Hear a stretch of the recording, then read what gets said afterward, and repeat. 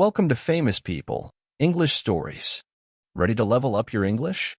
Here we learn through stories slow, clear, and fun. Listen, relax, and enjoy the journey. Introduction.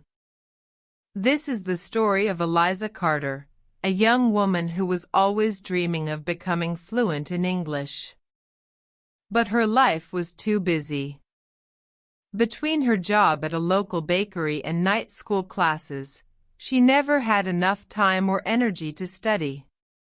She had tried apps, books, YouTube lessons, and even a strict private tutor. But nothing worked for her. Every time she tried to memorize new words, they would just disappear from her mind the next day.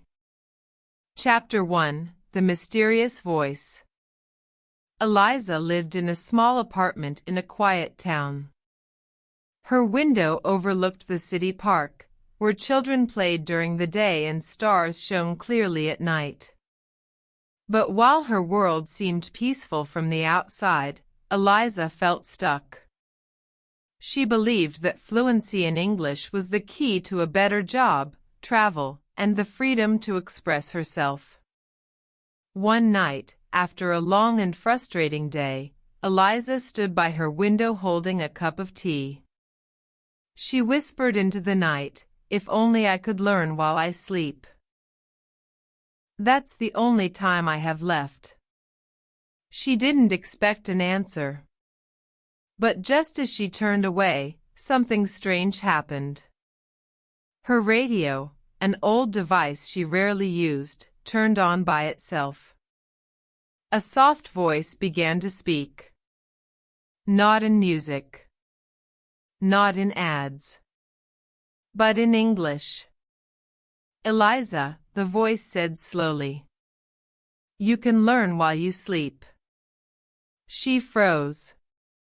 Did someone just say her name? The voice continued. It was calm, smooth, and almost hypnotic. Language enters the mind best when the body is relaxed. When you dream, your mind is open.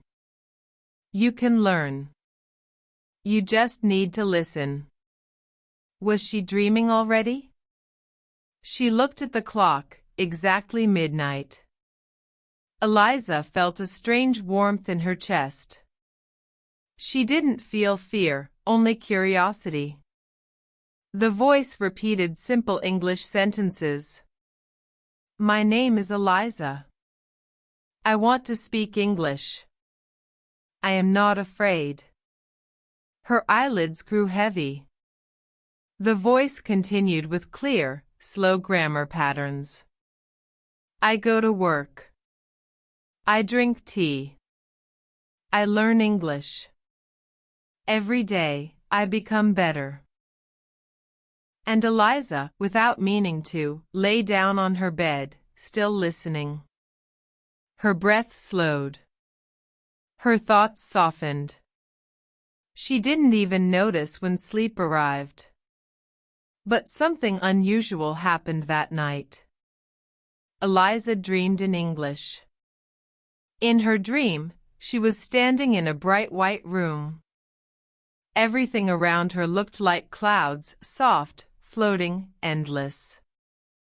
A door appeared in front of her, with a sign, Fluency Room, enter when ready. She touched the handle.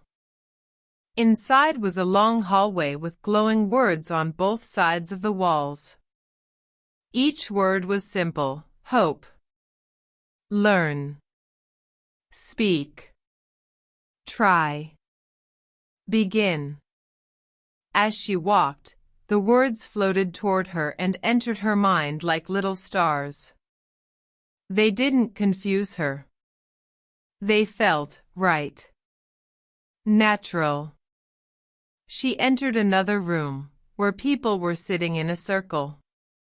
They were all speaking English, gently, patiently. When she walked in, they smiled and welcomed her. Join us, they said. Here, no one is afraid to make mistakes. Eliza sat down and joined their conversation. In her dream, the words came out clearly, with confidence and flow. "I love English," she said. "It's becoming part of me." When she woke up, the sun was already rising. Her cup of tea was still on the windowsill, now cold. The radio was off. There was silence. Had she imagined everything? She sat up, thinking it was just a dream, but then something strange happened. As she stretched and got out of bed, she started speaking to herself in English. "I had a good dream. I learned something new." She froze. She had said it fluently. Her eyes widened. The memory of the dream was still fresh, and the words were still with her. She grabbed her notebook and wrote down every sentence she remembered from the voice. Then she turned the radio on again. Nothing. No voice. But when she turned it off and lay back down, closing her eyes just for a moment, she heard the whisper once more. "You're ready to continue. Tonight, we go deeper." Eliza smiled. She didn't know how, and she didn't know why, but something had changed. She was finally learning English while she slept. Chapter 2: The Night School of Dreams. That night, Eliza prepared for sleep with a strange sense of excitement. She didn't try to study or open her English books. She simply closed the curtains, made her tea, and got into bed early. Something inside her told her the voice would return. And it did. Just after midnight, a soft whisper entered her mind. "Welcome back, Eliza. Tonight, we build the foundation." This time, Eliza didn't feel surprised. She felt ready. Her dream began before she even knew she was asleep. She stood in front of a tall building. It looked like a school, but not like any school she had seen before. The bricks glowed with a gentle light, and the sign above the large door read, "Language Academy of the Mind." As she stepped through the doors, Eliza found herself in a warm hallway filled with floating letters, each one moving slowly in the air. A young woman in a white coat greeted her. "Eliza, you're early." "That's a good sign," she said with a smile. Her English was clear and kind. "Who are you?" Eliza asked, not afraid. "I'm Ava." "I'm your guide," the woman replied. "In this dream, we teach you not just the words, but how to believe in your voice." She led Eliza into a large classroom. Inside, the desks floated slightly above the ground. Students of all ages sat calmly, eyes closed, headphones on, listening. Eliza took a seat. "Let's begin with simple sentences," Ava said. On the wall in front of her, a screen appeared. "I am." "You are." "He is." "She is." "We are." "They are." Each sentence glowed, then echoed in a calm voice through the air. "I am a student." "You are learning." "He is smart." "She is kind." "We are strong." "They are ready." Eliza repeated each one softly, and the room responded with a warm hum, as if the words were alive. "Now, verbs in action," Ava continued. "I walk." "You run." "He sleeps." "She speaks." "We dream." "They study." The screen showed short scenes of each action. A man walking through a park. A child running with a kite. A woman sleeping under a tree. A student speaking in front of a class. Eliza saw the pictures, heard the sentences, and said them out loud. I walk. You run. He sleeps. She speaks. We dream. They study. The rhythm felt musical, like a dance in her mind.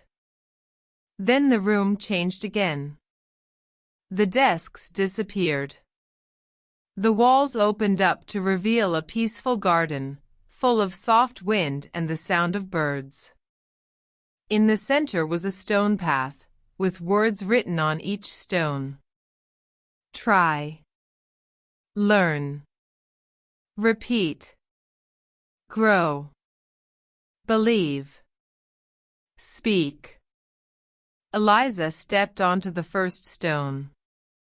Try, she said. The wind whispered back, every journey begins with a try. She stepped forward. Learn. Learning is a light in the darkness, the voice replied.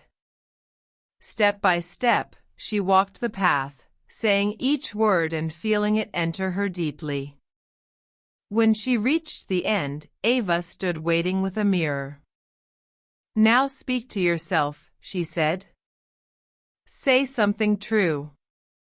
Say it in English.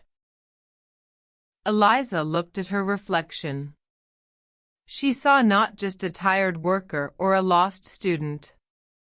She saw someone growing. I believe I can speak English, she said slowly. The mirror glowed. Her reflection smiled. Yes, Ava said. Because you already are. Then, a gentle bell rang. The dream began to fade. The classroom, the garden, and Ava all started to disappear. Eliza, the voice whispered. You're doing well. Tonight was only the beginning. Tomorrow, we speak with others. Prepare to listen. Prepare to answer. Prepare to connect. When Eliza opened her eyes, it was morning. The light of dawn touched her face, and her alarm had not yet gone off. She sat up and repeated the sentence from the dream. I believe I can speak English. Her voice was steady. She got ready for work and found herself thinking in English all morning. She made simple sentences in her mind as she moved. I brush my hair. I make tea. I leave the house. I catch the bus. No pressure. No fear. Just words. When she walked past the park that morning, a man asked her for directions, in English. Normally, Eliza would freeze. But this time, she replied, without thinking. Go straight, then turn left. It's near the bank. The man thanked her. Eliza just stood there, amazed. Did that really happen? It did. And it was just the beginning. That night, she would return to the dream. And this time, she would meet others who were learning too, from all over the world. Chapter 3: The Dream Language Cafe. When night came, Eliza felt something new, a calm confidence she hadn't known before. She didn't study or try to remember words. She simply turned off the lights, closed her eyes, and whispered softly, I'm ready. As if her mind had been waiting, the dream world returned. This time, she wasn't in a school or a hallway. She stood in front of a small cafe glowing with warm lights. A sign above the door read, Dream Language Cafe, open all night. She stepped inside. The room was filled with soft music and quiet conversations. The tables were round, and people from all around the world were sitting, talking, laughing. Some had accents. Some spoke slowly. Some were just listening. But everyone was speaking English. A kind woman behind the counter waved at Eliza. She had bright eyes and a long red scarf. "Welcome, Eliza. This is your table." She pointed to a seat near the window, where 3 other people were already sitting. "Hi," Eliza said, a little shy. "Hello," said a young man with dark curly hair. "I'm Marco. From Brazil." Next to him, a woman smiled. "I'm Lila. I'm from Egypt." "And I'm Kenji," said the third. "Japan." They all shook hands and nodded. "This is my first time here," Eliza said. "Mine too," Marco said. "I heard this cafe only opens when your mind is open to learning." "I think that's true," Lila added. "I never spoke this much English in a dream before." Kenji laughed. "We're all students in our sleep." A small screen appeared in the middle of their table. A message popped up. Conversation challenge. Talk for 5 minutes about your favorite meal. Everyone smiled. "I'll start," said Marco. "In Brazil, we eat rice and beans every day. But my favorite meal is feijoada. It's a black bean stew with meat. It's heavy but delicious." Layla nodded. "That sounds good. I like kosari. It's an Egyptian dish with rice, lentils, and pasta. It's spicy and full of flavor." "I love sushi," Kenji said. "Especially fresh tuna. But I also like ramen. Hot noodles and soup, it's simple comfort." They looked at Eliza. She took a breath. "I work in a bakery," she said. "I love fresh bread with butter. In the morning, I drink tea and eat something simple. But my favorite meal is roasted chicken with potatoes. My grandmother used to cook it." The table glowed softly, as if it was pleased. "Good job," said a voice from the air. You all completed the challenge. A tray appeared with 4 steaming mugs of something warm and sweet. "Language tea," Marco joked. They laughed. Eliza felt surprised. Not just because she spoke in full sentences, but because she didn't feel nervous. Everyone listened. No one corrected her.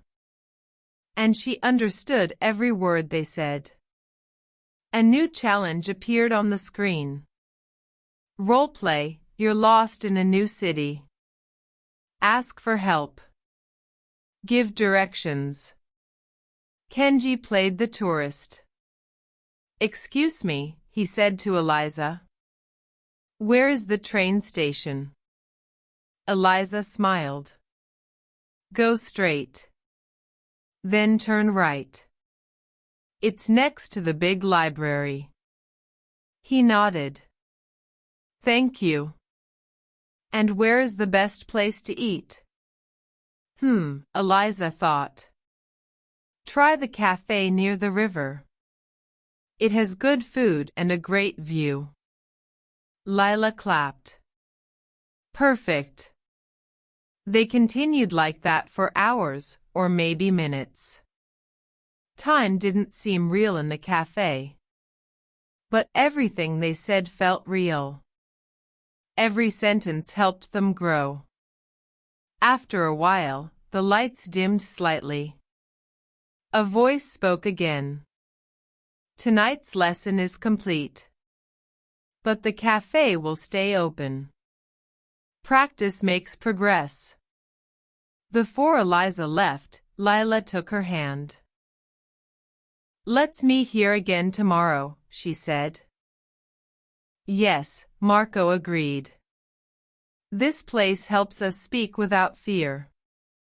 Kenji smiled.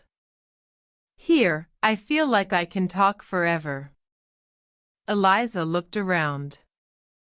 The cafe was filled with soft voices, happy learners, and the warm feeling of connection. I'll be back, she said. When she woke up, the words were still with her.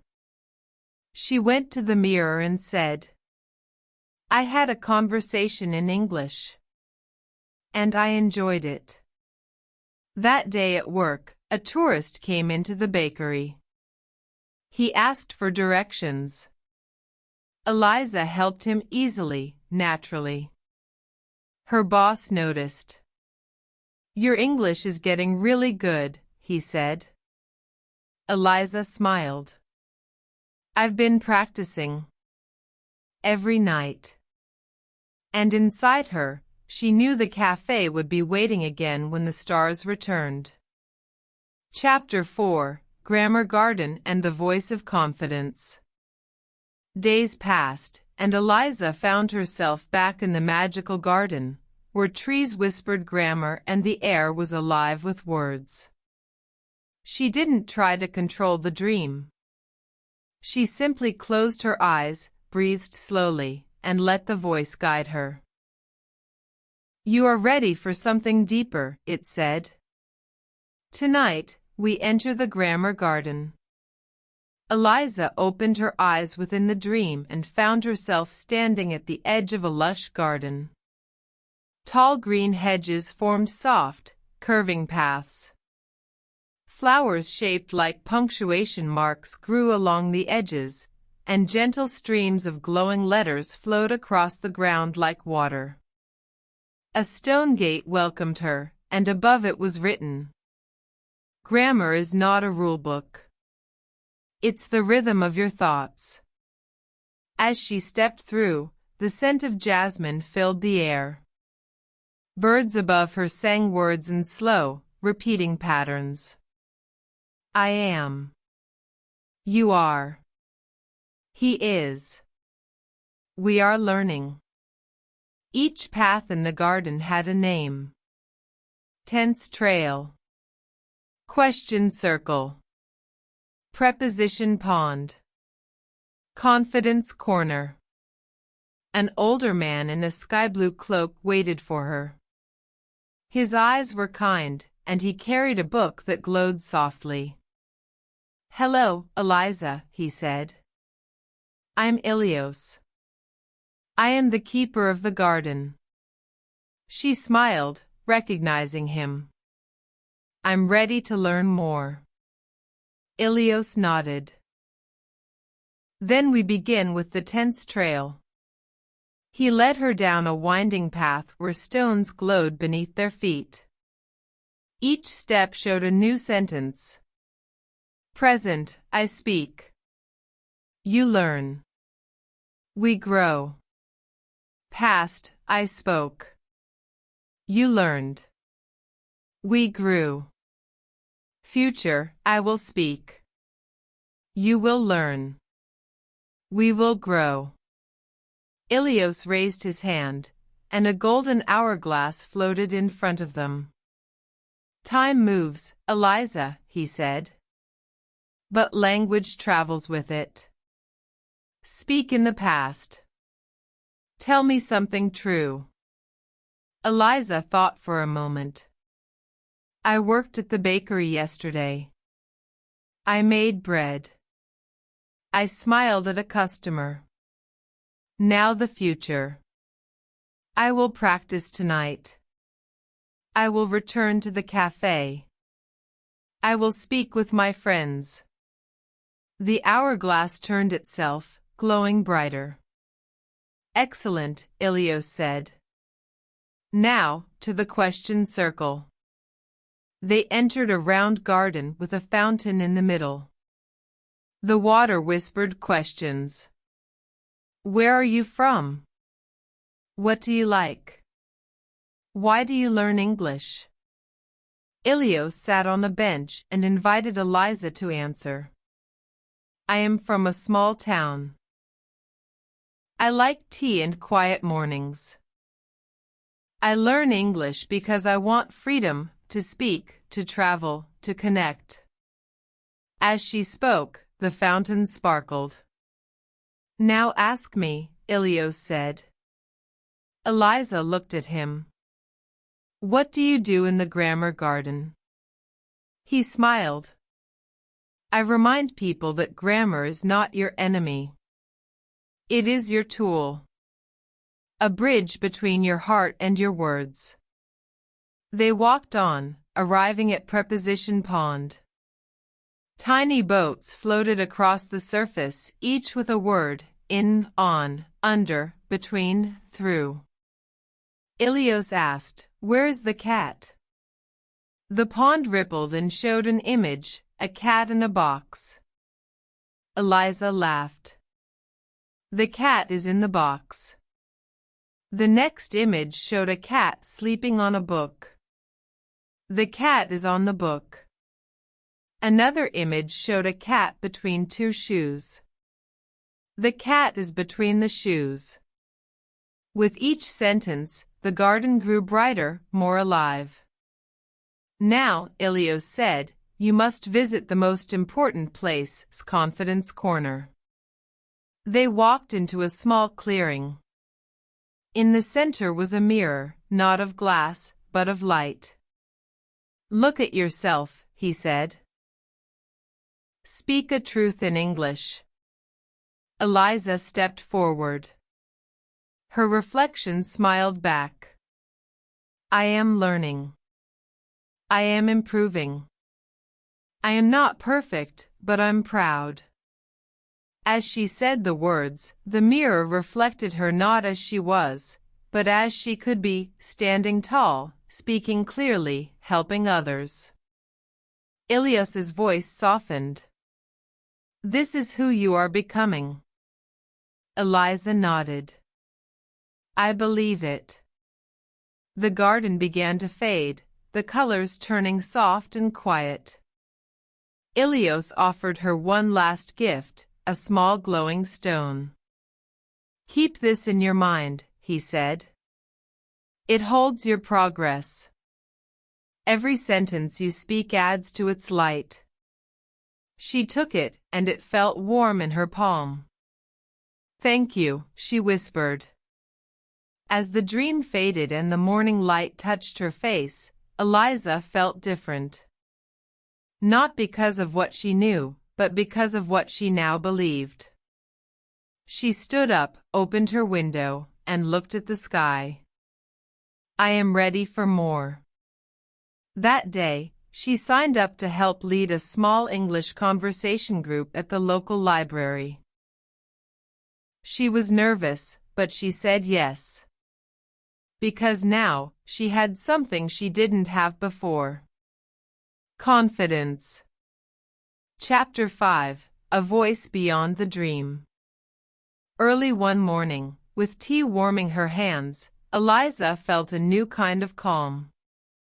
The dream had changed her, but now, it was time to bring that change into the real world. Outside her window, the early morning sun touched the trees, painting them gold. Everything felt still, but her mind was wide awake. The night before had left its mark on her. The grammar garden. The mirror of light. Ilios's quiet wisdom. It all stayed with her, not as a fantasy, but as a memory.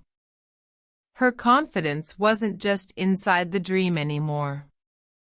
It had entered her waking life.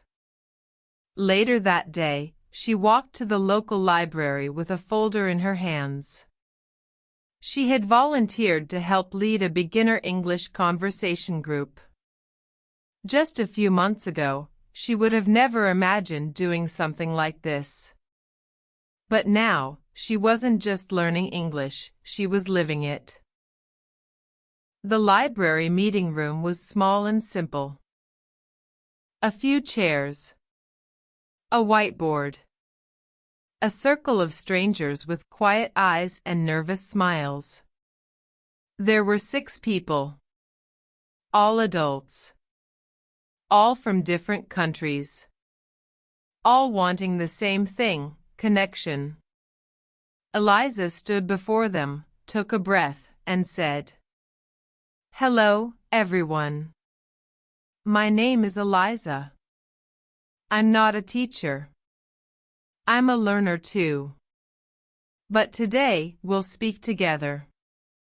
The group relaxed. Her honesty opened the room. She started with introductions. "What's your name? Where are you from? What do you like to do?" Each person answered slowly, sometimes searching for the right word. Eliza nodded gently with every sentence. She knew the feeling of hesitation, the fear of making mistakes. But she also knew now, mistakes are how we grow. Then she played a simple game. She called it one-sentence story. "I begin with a sentence," she explained. "Then each person adds one sentence." She smiled. "I'll start." She said, there was a girl who wanted to speak English. The next person added, she worked in a market but dreamed of travel. Another said, one day, she met a talking cat who promised to teach her. The room filled with laughter. The sentences grew strange, funny, magical. But the English was real. Alive. And everyone spoke. After the session, a woman from the group approached her. "I liked the game," she said softly. "I'm scared to speak sometimes. But this was different." Eliza touched her shoulder and replied, "I was scared too. But I started learning, even while I sleep." The woman blinked. "While you sleep?" Eliza just smiled. It's a long story. That night, when Eliza went to bed, she didn't wonder whether she would dream. She knew she would. As her eyes closed, the familiar voice returned. "Eliza, you've crossed a new bridge. You've brought your voice from the dream into the world." She found herself standing in the same garden, but this time, it was even brighter. Flowers shaped like quotation marks danced in the wind. The trees whispered phrases she had taught others that day. "I'm learning. I want to try. I can speak." Ava appeared again, her guide from the cafe. "You've grown," she said warmly. "Now you are not just learning. You are helping others learn." Eliza looked around. The paths of the garden led in many directions now, not just forward, but outward. "You planted seeds," Ava said. "And now, they're growing." They walked together to a new part of the garden Eliza had never seen. Here, the signs were different. Not about grammar.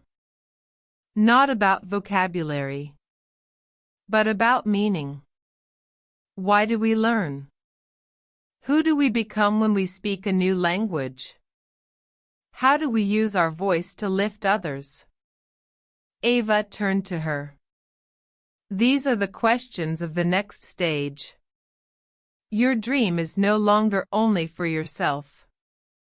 It's for the people you'll meet, help, teach, and inspire. Eliza thought about the group at the library. Their smiles. Their bravery. I understand, she said. Speaking English isn't just about words. It's about connection. Ava smiled. Yes. And connection begins when one voice dares to speak first. The stars above the garden began to spin slowly, like a silent clock. Eliza, the voice whispered again, this time not from the sky, but from within her. You are awake now. In every way. When she woke the next morning, there were no doubts. No fear. Only focus. She looked in the mirror and said, My name is Eliza. I speak English. I help others speak too. And she meant it. The dream was not separate from reality anymore. It was part of it. It was real. Chapter 6: The day the dream disappeared. That night, the silence was different. Eliza waited for the voice, but it never came. The dream was gone, and so was the gentle whisper. Eliza lay in bed the same way she had every evening for weeks. She held her cup of tea. The window was half open. The stars were out. Everything looked the same, but something had changed. No whisper. No warm glow. No voice calling her name. Silence.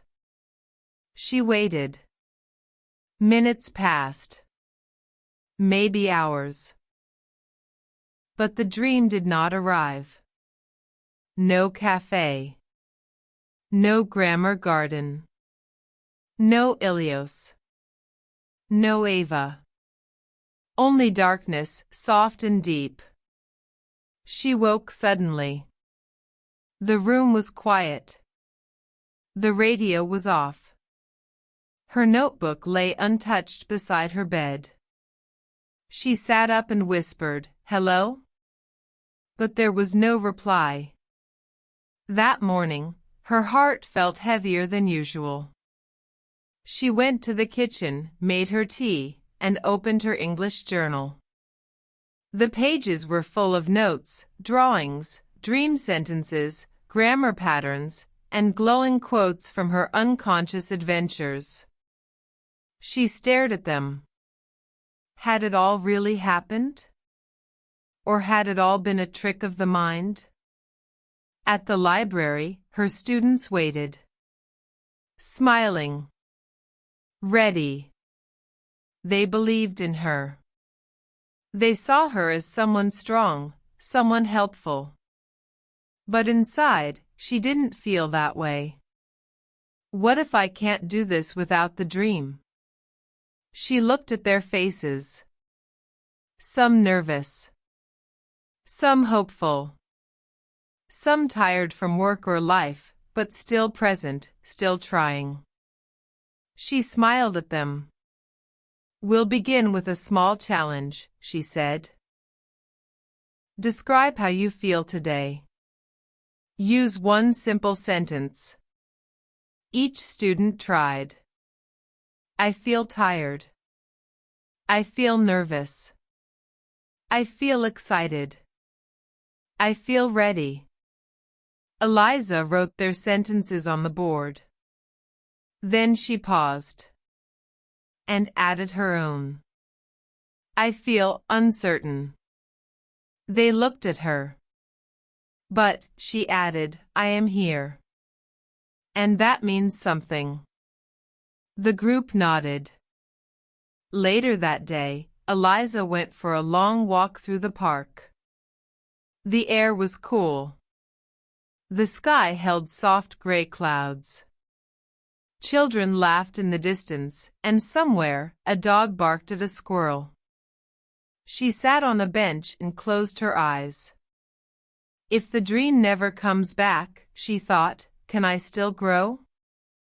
A voice came, not from the sky, not from a radio, but from deep inside her. You already have. The words were her own. And they were true. She remembered how she used to feel unsure, silent, always watching others speak English, always thinking she would never be like them. But now she helped others.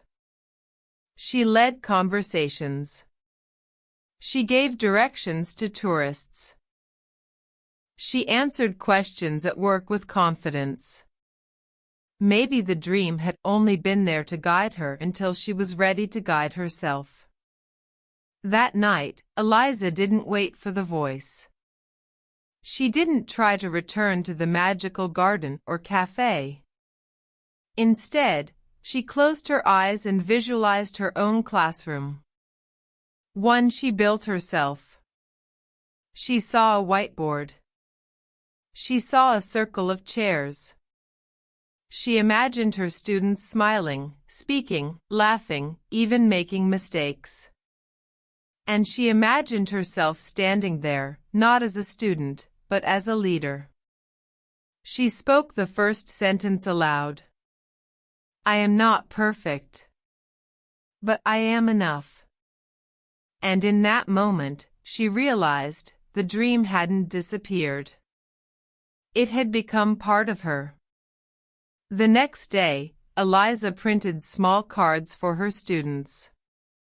Each one had a sentence. You are learning. You are growing. You are becoming. When she handed them out, a man from the group looked up at her and said, You're like a dream teacher. She smiled. Maybe. Or maybe I just listen when I sleep. That evening, as she got ready for bed, she didn't feel sad or lost. She felt calm. Strong. She whispered, Thank you, into the silence, not expecting an answer. But just before sleep took her, she heard something soft. Not a voice. Not a lesson. Just a memory. The sound of her own voice, from a past dream, saying, I believe I can speak English. And now, she could. Chapter 7, The Return of the Voice. 2 weeks passed. Eliza no longer waited for the dream. She no longer relied on the voice. She had found her rhythm. She spoke English every day, read books out loud, and guided her small group at the library with growing confidence. And yet, something inside her still hoped. One evening, while shelving donated books after a session, Eliza noticed a woman standing near the English learning section. She wore a long brown coat, had short curly hair, and held a worn-out notebook. Her eyes were focused, scanning the titles slowly, as if listening for something. Hi there, Eliza said gently. Looking for anything special? The woman looked up. I don't know, she said. I've been having strange dreams. Eliza froze. The woman hesitated, then added, Dreams where I learn English. But not just that, dreams that teach. With rooms full of words. Voices that guide me. Eliza stepped closer. A cafe? A garden? The woman's eyes widened. You've been there too. They stared at each other for a long moment, no words, just understanding. My name is Miriam, she said. I've told no one about it. I thought I was imagining it. But in the dreams, I speak. I listen. I remember everything when I wake up. Eliza nodded slowly. It's real. Or real enough. They sat down at the edge of a reading table, whispering like old friends sharing a secret. I stopped dreaming 2 weeks ago, Miriam said quietly. The voice just vanished. Eliza felt a sudden energy rise inside her. So did mine. Do you think it's over? Miriam asked. Eliza shook her head. No. I think it's changing. That night, Eliza went to bed without expectation, but her heart was different. It wasn't fear or doubt now. It was wonder, curiosity, connection. At midnight, the whisper returned, not outside her mind, but within. Eliza, you have passed the gate. Now open it for others. She sat up inside the dream. She was back in the grammar garden, but this time it was night. The moonlight painted the trees silver. Everything shimmered with quiet magic.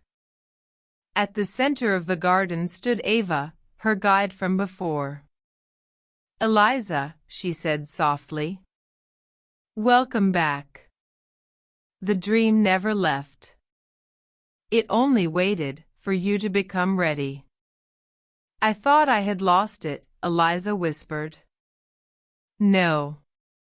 You grew beyond it. Now the dream is no longer your teacher, it's your tool. She turned, and behind her stood Miriam. In the waking world, you connected. That is powerful. Few people do that without fear.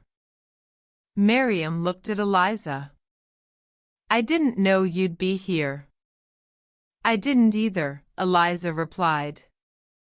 Ava smiled. Now, you begin the real journey, not learning, but guiding. The garden shifted.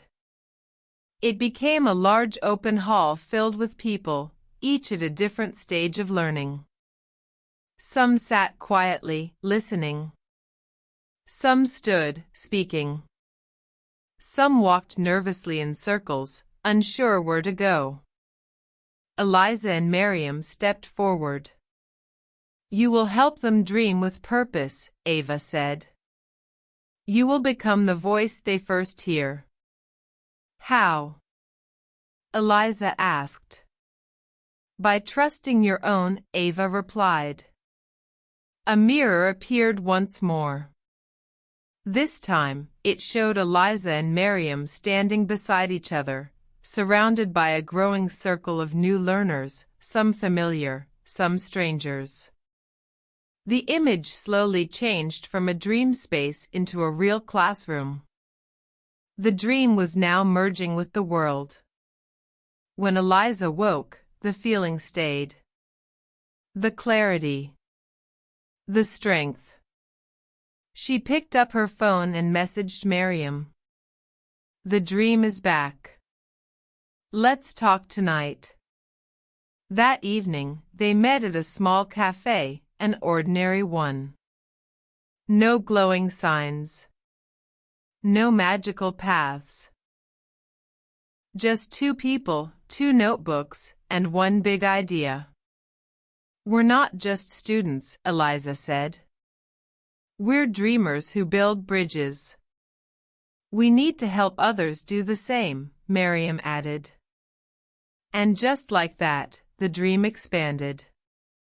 Not as fantasy, but as a real movement. The next time Eliza slept, she didn't walk into the garden alone. She stood at the gates and opened them for someone else. And this time, the whisper said, You were the dream all along.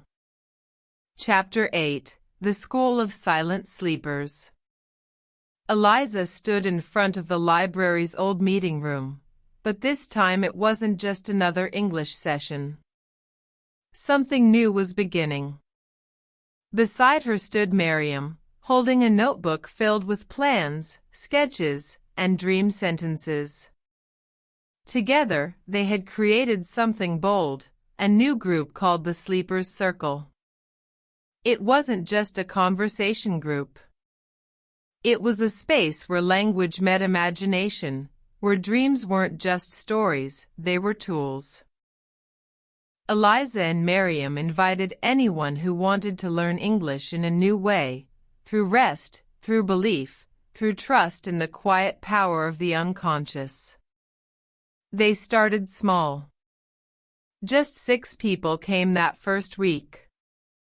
But each one brought a different story. A young man from Ukraine who barely spoke but watched everything with deep eyes. A woman from Morocco who said she used to dream in French, but never in English.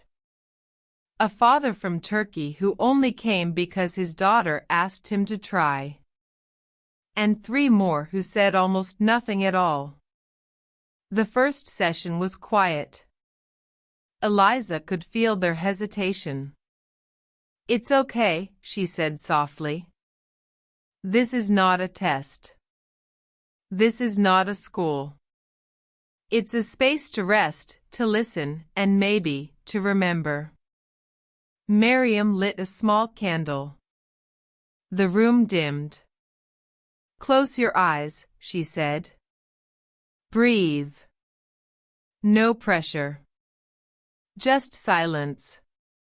Then they played a simple audio, soft English phrases, like whispers in a dream. "I am calm. I am safe. I am learning. English is becoming part of me." No one had to speak. No one had to perform. It was the opposite of a classroom. It was peace. Afterward, one man opened his eyes and whispered, "I haven't felt this relaxed in years." Another said, "I didn't understand everything, but I wasn't afraid." The group grew, slowly but steadily. Word spread. People didn't come for grammar charts. They came for the feeling. The atmosphere. The change they couldn't quite explain. But not everyone believed. One evening, a woman named Julia joined the group. She had sharp eyes and a skeptical voice. "This is just a dream club," she said. "No real English will come from this." Eliza didn't argue. She nodded. "I understand," she said. "You want something solid. Measurable." I did too. But sometimes, the deepest changes happen quietly. Without us noticing. "I want to believe," Julia admitted. "But I don't dream in English. I never have." Miriam smiled. "That doesn't mean it's not working. Some learners dream loud. Some dream slow. Some forget their dreams, but remember the feeling." Julia stayed. Not because she fully believed, but because something about the space felt safe. 1 week later, she walked in late, out of breath. "I had a dream," she said. There was a door with the word "speak" on it. I opened it. And I said a sentence. In English. Just one. "What was the sentence?" Eliza asked. I said, "I'm not afraid anymore." The group went quiet. Julia sat down, eyes wide, voice soft. "Maybe this works," she whispered. That night, Eliza fell into sleep easily. The voice was waiting. "Welcome back, Eliza. The school is opening." She dreamed of a building shaped like a spiral, with rooms that spun gently like the wind. Inside, hundreds of doors stood waiting. Each one had a name. confidence room, listening hall, question tower, silent study, dream recovery. Ava appeared beside her. "This is the school of silent sleepers," she said. "It was locked for years. But now, students are returning. You and Miriam have opened the way." "Why was it closed?" Eliza asked. "Because people forgot how to rest, how to listen, how to learn without fear." They walked through the doors, passing rooms full of learners, each asleep, each repeating soft English phrases in their dreams. Some smiled in their sleep. Others wept. All were learning. But one room was dark. A sign above it read, "Doubt." "This is the last challenge," Ava said.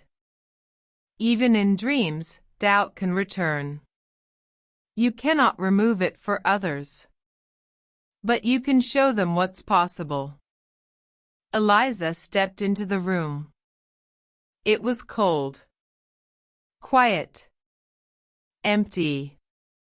Then a child's voice echoed, "I can't do it. I'll never be fluent." Then an adult voice, "I'm too old. Too late. Too far behind." Then her own voice, her old self, "I'm not good enough." Eliza placed her hand over her heart and whispered her truth. "I am learning. I am growing. I am enough." The darkness cracked. Light poured in. And the dream shifted. When she awoke, she opened her notebook and wrote 3 simple words. Keep the door open. Chapter 9, The Listening Light. The library was nearly empty, just before closing time.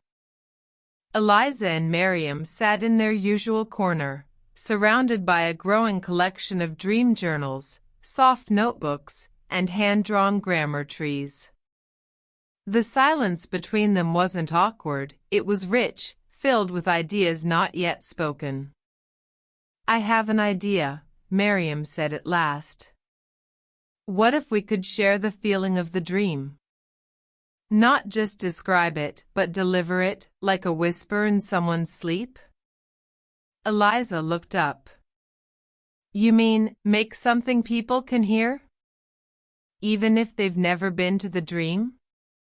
Miriam nodded. "Exactly. A voice that helps people relax, listen, and remember. Like the voice that helped us." They looked at each other, the same idea forming in both minds. A language recording. But not like the others. Not fast, not rushed, not full of technical words. Just gentle, slow, and simple, like a dream. Something people could fall asleep to. Something that would grow roots in their minds. That night, they borrowed a small microphone from the library's media room. They found a quiet space. And they began. Eliza pressed record and closed her eyes. Her voice was soft, not performed, but offered. "Hello, dreamer. You are safe. You are welcome here. Tonight, we will learn gently. No pressure. No tests. Just words. Just peace." She paused and let silence breathe between the lines. Then she began. "I am. You are. We are learning. I understand. You grow. We listen. We speak. We connect." She repeated the phrases slowly, calmly, with space to imagine, to echo, to feel. Next, Miriam recorded a second section. Think of your day. What did you do? Say it in your mind. I woke up. I made tea. I walked to work. I tried. I listened. That's all English. That's all real. When they played the audio back, the room fell into stillness. Even they felt it, a softness, a clarity, like a warm blanket made of language. They called it the listening light. And they gave it freely. They uploaded the recordings to a small website Miriam designed. No ads. No sign-ups. Just a simple button. Press play. Close your eyes. Learn. They shared the link in their local groups. At first, only a few people listened. But within a week, the numbers grew. People sent messages from across the city, and then across the world. I fall asleep with it every night. My daughter listens before school. I used to be scared of English. Now it feels gentle. The most surprising message came from someone in a remote town. I dreamed in English last night. For the first time. I saw a light. It spoke to me. It was your voice. Eliza sat back and closed her eyes. A quiet joy filled her chest. It's working, she whispered. Even for people who've never been to the dream. Miriam smiled. Because the dream was never just a place. It was always a way. They began making more recordings. One focused on simple questions. What is your name? Where are you from? How are you today? What do you want to learn? Another one guided learners through emotions. I feel tired. I feel strong. I feel curious. I feel hopeful. And another explored the past. I learned something today. I spoke. I made a mistake, and that was good. Soon, other teachers began to reach out.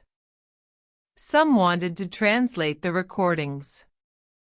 Others wanted to use them in schools. Some asked, "How did you learn this method?" And Eliza replied, "We listened while we slept. And we kept listening when we woke up." One evening, after finishing another session, Eliza stepped outside and looked up at the stars. The sky reminded her of the dream cafe, warm lights, quiet voices, the sense that anything was possible. A soft wind passed, and with it, a memory returned. Ava's voice, calm and gentle. You were never just learning. You were building a light for others. That night, Eliza didn't dream in the usual way. Instead, she stood in the center of the grammar garden. Alone. But then, lights appeared around her, hundreds, thousands, voices of people she had never met, all repeating soft, slow English together. It was not a classroom. Not a dream. It was something in between. A movement. A light spreading across minds, across languages, across sleep. And Eliza realized something powerful. She had become the voice. She had become the dream. And now, so could anyone.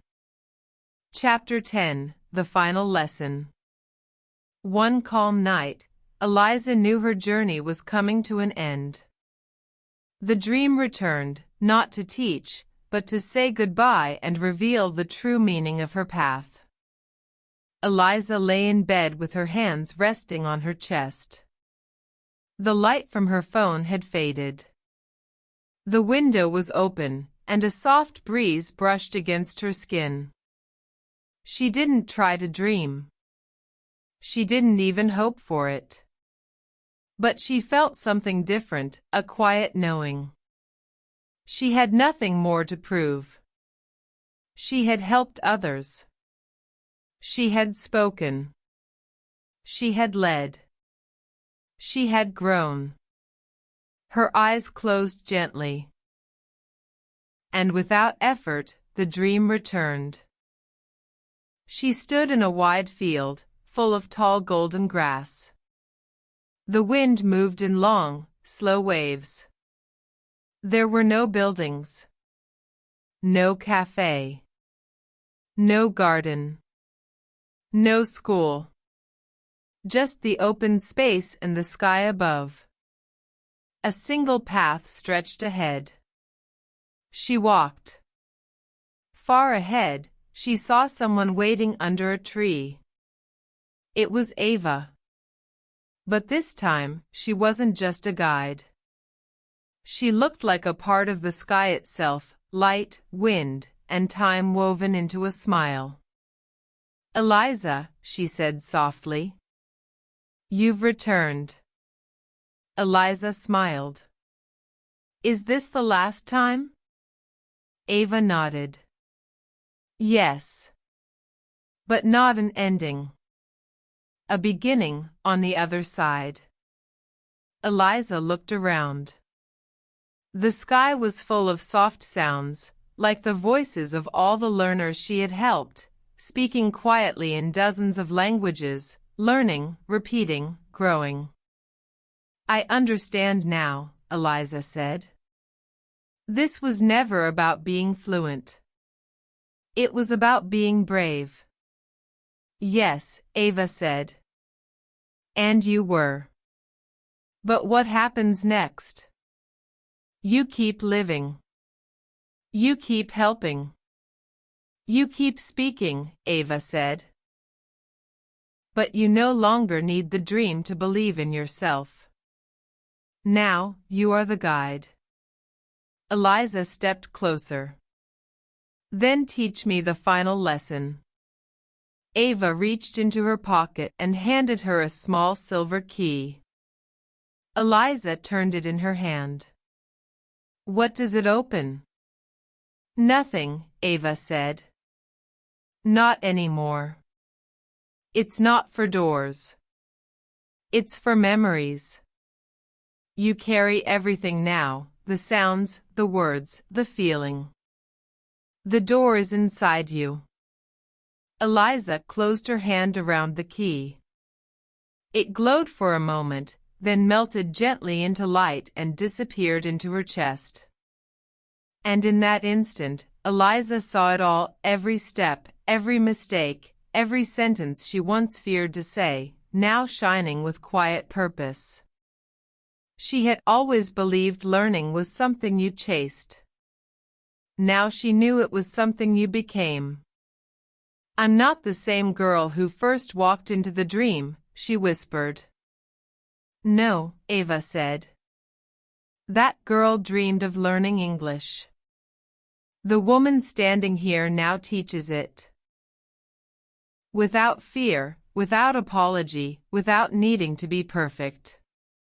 The wind shifted again. The tree behind Ava began to dissolve. The sky brightened, not like day, but like something more complete.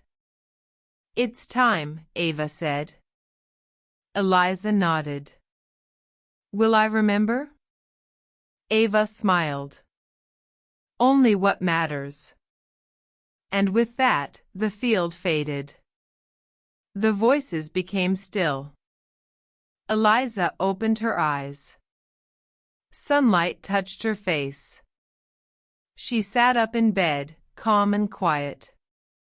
The room looked the same. But she was not. She rose, made tea, and opened her window to the new day. On her table lay her old dream journal. She didn't need to write in it anymore. But she opened it one last time. On the final page, she wrote, "The dream ended. But I did not. Now, I speak from a deeper place of awake." That afternoon, she met Miriam at a local community center where they had just been invited to run a new program, free English learning through listening and rest. But this time, it wasn't just a room with learners. There were teachers, too. Some of them had once been part of the Sleepers Circle. Some had never dreamed. But they all believed in the method, in kindness, in slowness, in light. Eliza stood in front of the group. She didn't bring notes. She didn't bring books. She just brought herself. "My name is Eliza," she said, "and I learned English in a dream. But today, I'm not dreaming. I'm living it. And I'm here to help you find your voice, not by being perfect, but by being present." No one clapped. No one cheered. They simply listened deeply, quietly, fully. Because now, the voice that once guided her was no longer a whisper. It was her own. And that was the final lesson. If you enjoyed Eliza's journey and want to improve your English in a simple, natural way, start by listening more every day, even when you rest or sleep. Remember, learning is not about perfection, but about courage and connection. Subscribe to this channel for more inspiring English stories and practical tips. Like, share, and comment below. What's your favorite part of Eliza's story? And don't forget to practice speaking a little every day. Your voice matters. Keep dreaming, keep learning, and I'll see you in the next story.